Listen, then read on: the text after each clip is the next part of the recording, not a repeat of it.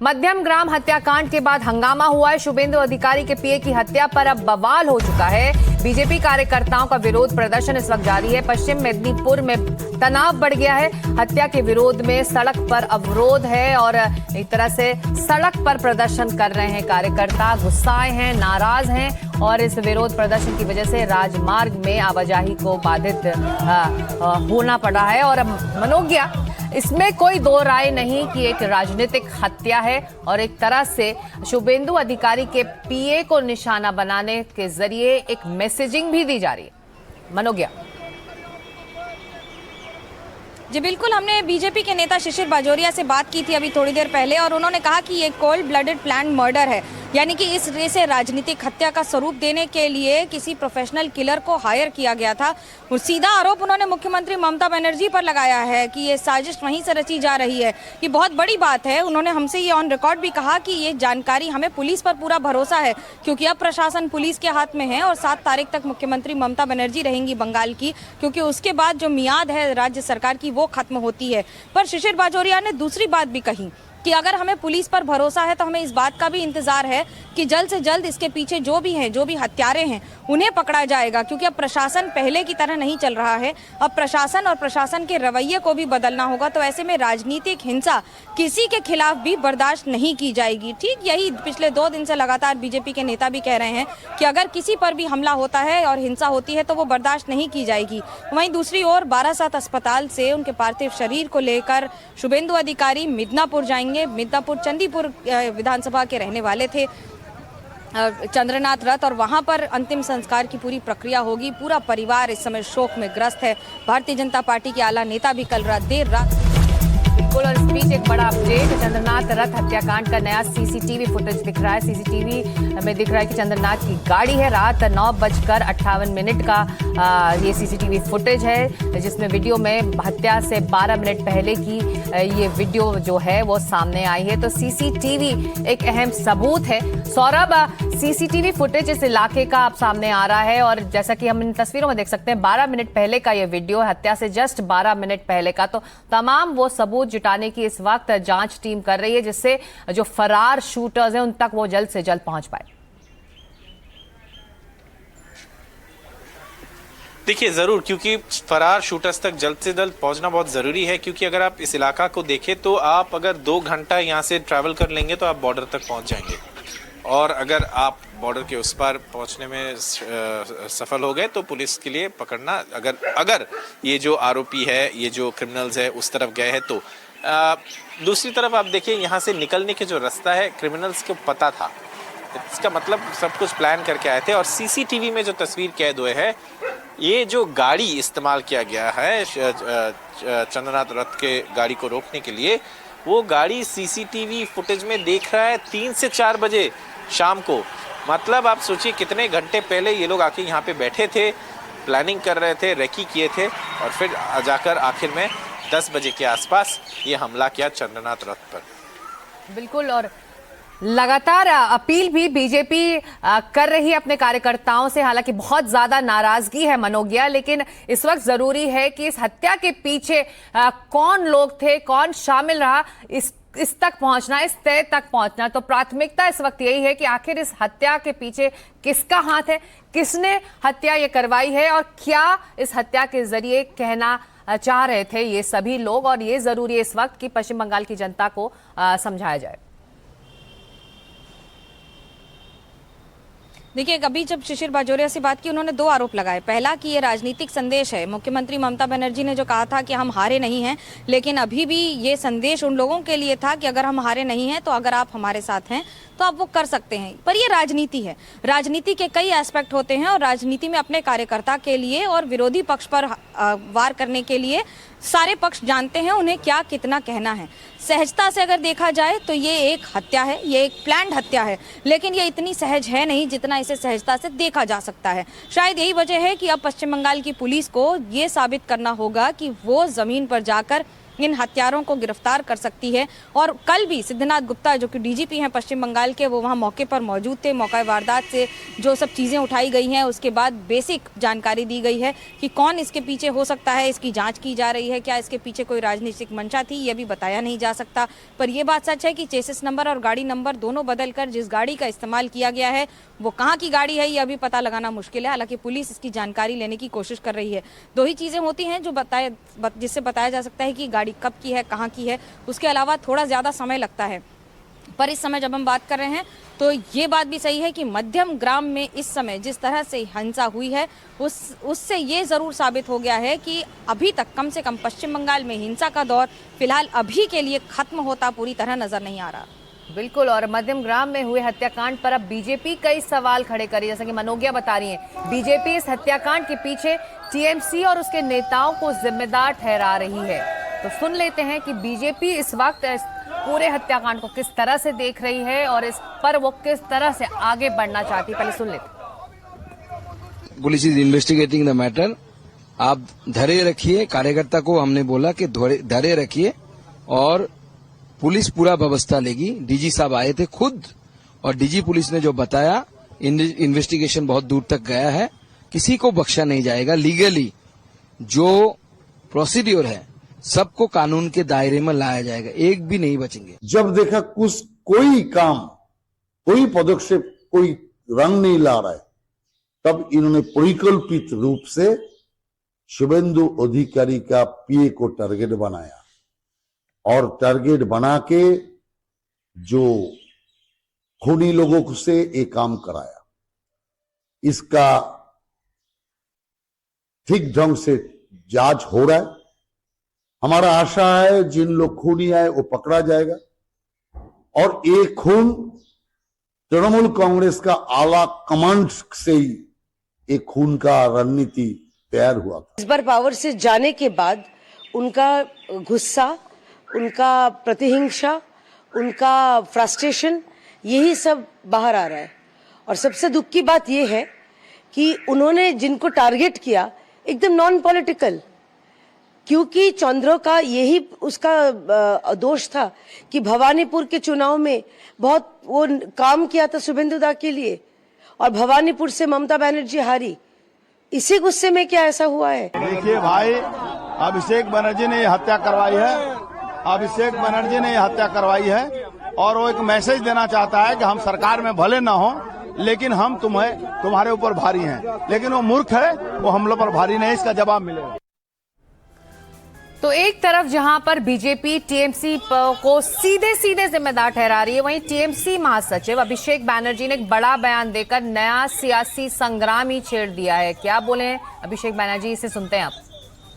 করবো তাদেরকে বলবো রথটা সযত্নে রাখবেন, তার কারণ উল্টো রথ করে আবার ওটা এখানেই ফিরে যেতে হবে।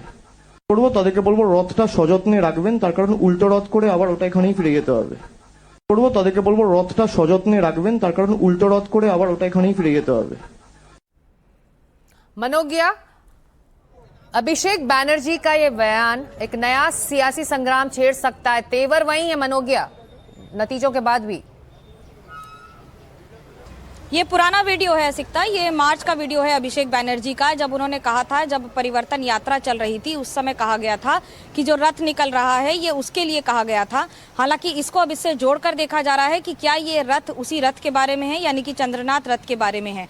मार्च के महीने में जब जिस तरह की बयानबाजी पश्चिम बंगाल में चल रही थी वो अपने पीक पर आ रखी थी और लगातार छीटाकशी का दौर चल रहा था बीजेपी और तृणमूल कांग्रेस में। ये उस समय का वीडियो है जो कि अब दोबारा सर्कुलेट किया जा रहा है, ये कहकर कि क्या रथ चंद्रनाथ रथ की तरफ इशारा करते हुए अभिषेक बैनर्जी ने कहा था। पर इस समय राजनीतिक छीटाकशी में कल भी तृणमूल कांग्रेस ने ये साफ कहा था कि हम नहीं चाहते हैं कि इसे बख्शा जाए, इसके पीछे जो भी हो, इसलिए कोर्ट मॉनिटर्ड सीबीआई इंक्वायरी की जांच करवानी चाहिए, किसी भी हत्या को बर्दाश्त नहीं किया जाएगा। हाँ, ये जरूर कहना चाहिए और दिलचस्प होगा कहना कि 2021 में जब सरकार बन गई थी तो उसके बाद चुनाव आयोग के समय लगातार जिस तरह की हिंसा हुई थी, जिसमें सैकड़ों लोगों की जान गई थी और हजारों लोगों को अपना घर छोड़कर आसपास के प्रदेशों में जाना पड़ा था, तब उस समय तृणमूल कांग्रेस की सरकार थी और मुख्यमंत्री ममता बनर्जी थी। उसके मुकाबले अभी 2026 में कम से कम पश्चिम बंगाल छोड़कर एक भी व्यक्ति को हिंसा की वजह से जाना नहीं पड़ा है और ये अपने आप में बहुत बड़ी सफलता के तौर पर देखा जाएगा। बिल्कुल, आप हमारे साथ बने रहिए। तो चंद्रनाथ रथ की हत्या के बाद वारदात की जगह एनडीटीवी की टीम भी पहुंची है और उन्हें हत्या के सबूत भी नजर आए। चंद्रनाथ रथ की हत्या कैसे हुई मौके पर बता रहे हैं हमारे सहयोगी ऋतिक मंडल। आइए ये रिपोर्ट देख लेते हैं ग्राउंड से।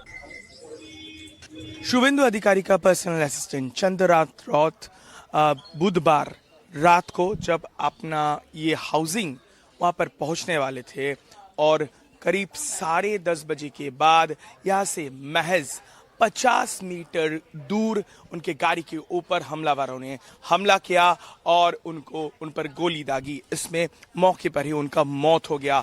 जो इस घर उनके डेस्टिनेशन है वहां से महज 50 मीटर दूर इस वारदात को अंजाम दिया गया है। सूत्रों के हवाले जो बताया जा रहा है, पूरा साजिश के तहत रेकी करके यहाँ पर जो है इस घटना को अंजाम दिया गया है। दरअसल ये जगह है नॉर्थ 24 परगना के मध्यम ग्राम इलाके की। ये वीरान सुनसान सड़क आप समझ सकते हैं। देखिए इस तरीके की यहाँ पर जो इस लोकेशन में हाल ही में धीरे धीरे जो है फ्लैट रेजिडेंशियल एरिया बनना शुरू हो गया है। तो आमतौर पर 10 बजे के बाद इन सब इलाकों में ज़्यादा सुनसान लोग नहीं रहते। मैं नज़र दौड़ा रहा हूँ और समझने की कोशिश कर रहा हूँ कि इस यहाँ पर इक्का दुक्का सीसीटीवी कैमरे है। ज़्यादातर जो हाउसिंग सोसाइटी है वहाँ पर ही सीसीटीवी कैमरे हैं।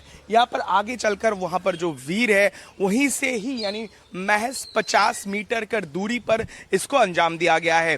जो चश्मदीद है वो कह रहे हैं पहले तो उनके गाड़ी के आगे एक गाड़ी उसे फॉलो कर रहा था, उनके आगे आगे चल रहा था और यहाँ से बिल्कुल जो नज़दीक जो क्रॉसिंग पॉइंट है उस क्रॉसिंग पॉइंट में जो है वो गाड़ी के सामने आगे वाला गाड़ी रुक गया। पीछे से 2 बाइक सवार हुंडे और आगे की गाड़ी के लेफ्ट साइड में चंद्रनाथ बैठा हुआ था। पहले तो उन पर गोली दागी गई पॉइंट ब्लैंक रेंज से और उसके बिल्कुल बगल में एक सीसीटीवी कैमरा भी लगा हुआ है और फिर उस गाड़ी में जो छेद हुआ वहां से जो है जो इस हत्या को बिल्कुल पुख्ता और निश्चित करने के लिए और भी कई सारे गोली दागे गए और उसके गाड़ी के बिल्कुल ड्राइविंग व्हील में जो बैठा था ड्राइवर उस पर भी गोली दागा गया है। तो यानी कुल मिलाकर मामला ये होता है कि बिल्कुल साजिश के तहत इस अपराध को अंजाम दिया गया है। कैमरा पर्सन अनिरुद्ध त्रिपाठी के साथ ऋतिक, एनडीटीवी इंडिया के लिए।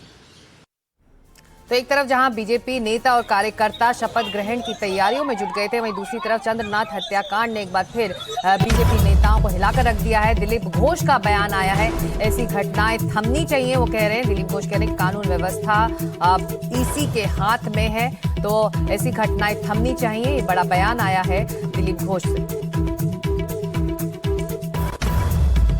नहीं, देखिए उनके पीए के ऊपर अटैक हुआ है, बड़े दुखजनक है, मौत भी हुई है। ये जो घटना हो रही है इसको थमना चाहिए। भारतीय जनता पार्टी सत्ता में आई लेकिन अभी सत्ता अपने हाथ में आया नहीं है। कानून व्यवस्था या तो ममता बनर्जी के हाथ में या तो चुनाव कमीशन के हाथ में और पुलिस को इतना निकम्मा बना दिया था। पुलिस सब जानते हुए भी चुप करके बैठ जाता है। मैं कह रहा हूँ पुलिस को और कार्रवाई करनी चाहिए। मनोज्ञा लोईवाल हमारे साथ बनी हुई है। मनोज्ञा, सही बात है, दिलीप घोष जो कह रहे हैं कि अभी सत्ता हमारे हाथ में आई नहीं है। इस वक्त कानून व्यवस्था या तो केयरटेकर सीएम ममता बनर्जी के हाथ में या फिर इसी के हाथ में। तो लगातार बयान बीजेपी की तरफ से आ रहे हैं, कानून व्यवस्था को लेकर सवाल भी उठ रहे हैं। देखिए, अभी भी मुख्यमंत्री ममता बनर्जी ने अपना इस्तीफा राज्यपाल को नहीं दिया है, इसलिए केयर टेकर चीफ मिनिस्टर नहीं, ममता बनर्जी इस समय चीफ मिनिस्टर हैं। एमसीसी यानी कि मॉडल कोड ऑफ कंडक्ट खत्म हो चुका है 6 तारीख की सुबह। उसके बाद से अब लगातार सिर्फ और सिर्फ 2 दिन के लिए 7 तारीख तक, जब तक इस सरकार का कार्यकाल है, जो कि बदल जाएगा 7 तारीख की रात से। ये मुख्यमंत्री ममता बनर्जी हैं पश्चिम बंगाल की। डीजीपी पश्चिम बंगाल अगर इस समय है इंचार्ज, तो ये पुलिस की जिम्मेदारी होगी ये पता लगाना कि आखिरकार क्या हो रहा है। जिसे ट्वाइलाइट जोन या फिर संध्या गोधूली का समय कहा जाता है, जब चुनाव आयोग का कार्यकाल खत्म हो जाता है, राज्यपाल की भूमिका शुरू हो जाती है और अगले मुख्यमंत्री की तैयारी हो जाती है। संवैधानिक तौर पर अगर मुख्यमंत्री ममता बनर्जी ने इस्तीफा नहीं दिया है तो क्या वो गलत है? एक वो प्रक्रिया रही है जिसे परिपाटी के तौर पे कहा गया है और उसको सौजन्य के तौर पे देखा जाता है कि सौजन्यात्मक तरीके से अपना इस्तीफा देते हैं मुख्यमंत्री और फिर उनसे राज्यपाल रिक्वेस्ट करते हैं कि आप केयर टेकर सीएम की तरह रहिए जब तक दूसरी पार्टी के विरोधी दल के नेता आकर अपना कार्यभार न संभाल लें बतौर केयर टेकर सीएम। लेकिन इस समय ऐसा कुछ नहीं हो रहा है पश्चिम बंगाल में, इसलिए परिस्थितियां हर तरह से अलग हैं। अगर गोधूली के समय ये हो रहा है तो ये गोधूली का समय सबसे मुश्किल समय माना जाता है और शायद इसी वजह से ये इस घटना को अंजाम देने के लिए जो समय चूज किया गया है, जिसने भी चूज किया है उसे ये पता है कि इस तरह की बातें हो सकती हैं। जो स्थान चूज किया गया है वो पश्चिम बंगाल और बांग्लादेश बॉर्डर से करीब 1 से 1.5 घंटे का समय लगता है। ऐसे में अगर आप बाइक से निकलते हैं तो क्या बीजेपी के नेता उठा रहे हैं, कार्यकर्ताओं में गुस्सा है मनोज्ञा, और जो घटनाएं हिंसा की लगातार आ रही हैं, सबसे बड़ी घटना तो ये हत्याकांड ही है जो कल देर रात हुई और 3 तस्वीरें हम दिखा रहे हैं। मध्यमग्राम में हत्याकांड और मध्यमग्राम में हत्याकांड पर बवाल और उस पर कार्यकर्ता को गोली भी मारी गई। तो लगातार हिंसा की वारदातें इस वक्त जारी हैं। 7 मई को शपथ ग्रहण समारोह है, जैसा कि मनोज्ञा कह रही हैं, जो मौजूदा मुख्यमंत्री हैं उनका कार्यकाल 7 मई को खत्म होगा। हालांकि वो ऐलान कर चुकी हैं कि वो इस्तीफा नहीं देंगी। ऐसे में संवैधानिक संकट क्या खड़ा हो जाएगा, वो सवाल भी बना हुआ है। लेकिन इस वक्त ममता बनर्जी के मौजूदा मुख्यमंत्री होने के नाम पर सवाल उठ रहे हैं। बीजेपी के नेताओं की तरफ से लगातार बयान आ रहे हैं, बीजेपी से जुड़े कार्यकर्ताओं को निशाना बनाया जा रहा है। मनोज्ञा, हम 3 तस्वीरें अपने टेलीविजन स्क्रीन पर देख रहे हैं। एक हत्याकांड जो कल देर रात हुई और बाकी तनाव का माहौल, कार्यकर्ताओं पर लगातार हमले और गोली चलने की खबर। वाकई सब कुछ इस वक्त पश्चिम बंगाल में सही नहीं है। मनोज्ञा जी, ये बात सही है, चिंताजनक तस्वीरें हैं। लेकिन हमने जब चुनाव आयोग से बात की तो उन्होंने कहा कि हमारी भूमिका पूरी हो चुकी है, हमने मॉडल कोड ऑफ कंडक्ट खत्म कर दिया है और पूरी रिपोर्ट विधायकों के नाम के साथ हैंडओवर कर दी है। अब आपको मैं एक दिलचस्प बात बताती हूँ जो हमें चुनाव आयोग और उनके सूत्रों से पता लगा, वो ये कि अभी चुनाव के कार्यकाल के दौरान पिछले 1 महीने में करीब 5000 गुंडों की एक लिस्ट बनाई गई थी पूरे पश्चिम बंगाल के विभिन्न इलाकों में, छोटे बड़े, जो कि तकलीफ या फिर समस्या क्रिएट कर सकते थे, जिन्हें इंटरेस्टिंगली पुलिस प्रोटेक्शन दिया गया था। और उसे जब हटाने की बात हुई तो खुद पश्चिम बंगाल की पुलिस तैयार नहीं थी उनकी प्रोटेक्शन हटाने के लिए, और उस पर बार बार जब बहस हुई है, कई बार बहस के बाद उनके प्रोटेक्शन को हटाने की कवायद की गई।